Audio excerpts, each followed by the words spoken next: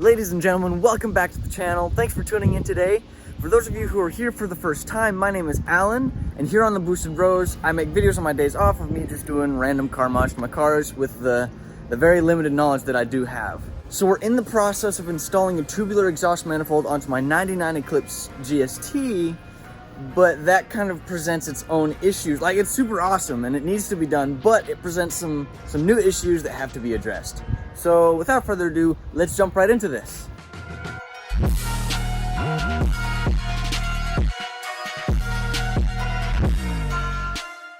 So these are the exhaust manifolds side by side. So this is the stock cast iron unit, this is the new tubular unit. So trust me, I can't wait to put that on, but I'm gonna wait because, you know, I don't have all the components yet.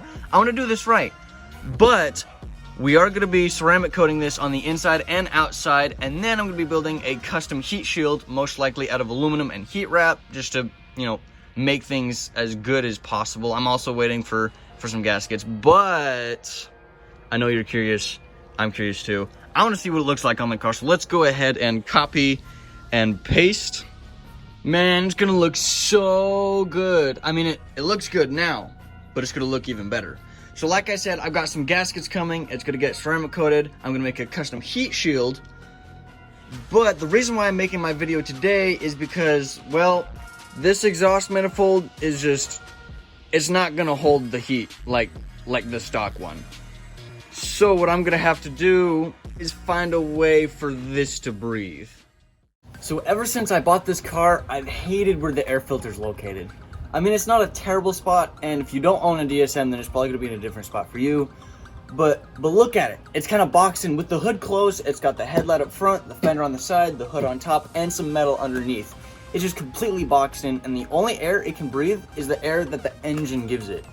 Now, normally with the stock exhaust manifold, it being cast iron, it can hold most of its heat in by itself. But since we're going to be putting on a tubular exhaust manifold, there's going to be a lot more heat radiating off of that than the stock unit, which means that this is going to be breathing in even hotter air than it's used to. Now, normally that's not a huge issue, you know, cruising around the street, even bombing some back roads, like that's not a big issue, but I plan on taking this to the racetrack eventually, and every second counts.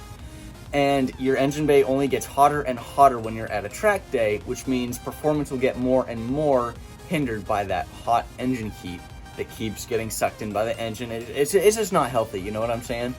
So we're gonna try to remedy this by cutting out my high beam right here. Now this high beam doesn't really help me anyways. The other one does most of the work, so I'm not totally worried about cutting it out. I would rather cut out this side since the filter's right in front of it, you know?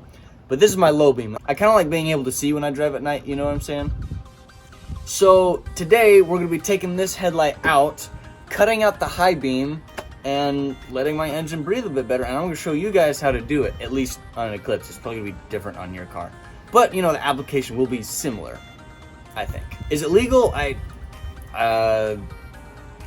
Check your local laws. I'm just going to say that. Although it might be legal in Mexico.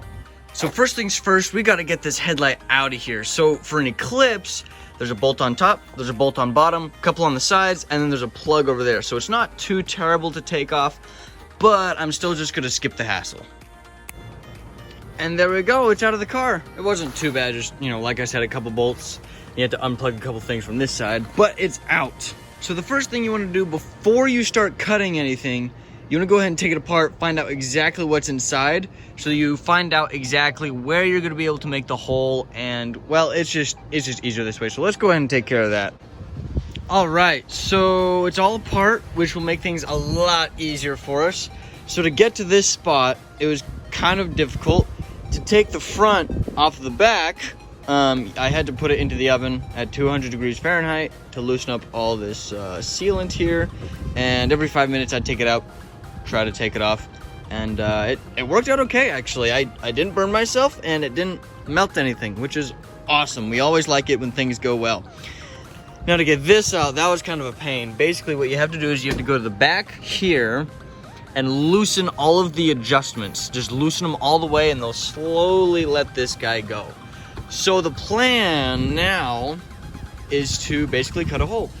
So since I don't have a cowl yet, and I will, I'm just gonna cut out a small section. If I need to cut out more, I will. But for now, we're just gonna cut out a small section.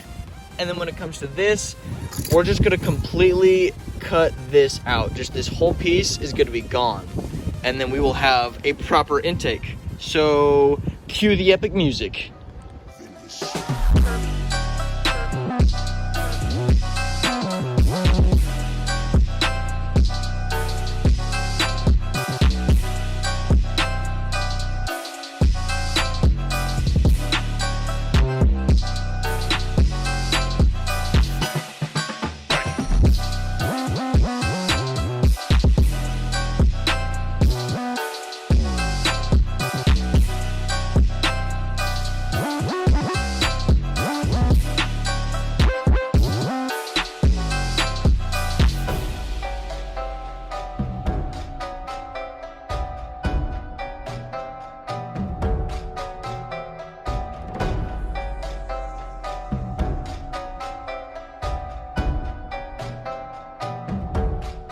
And there we have it. The whole thing's kind of cut up. Obviously, I'm gonna sand it down, refinish it, make it look a lot nicer.